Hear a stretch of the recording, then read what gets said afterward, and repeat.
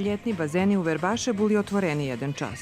Robeloše v dvoch ta i troch zmenoh, a počas pavzi okončovalaše dezinfekcija i mož poveze, že še hraždanje pritrimovali miroh začiti.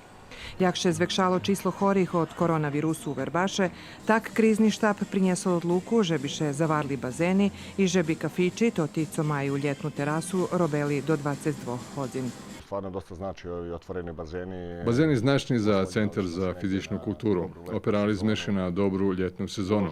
Jak i každý rok ukladalo še dost do bazenoh, a nabavili sme i spušćovalku. Kratki čas bazen robil, ali kad prehlašeni podzeradovi stan u opštini Verbas, mušali sme ho zavrec.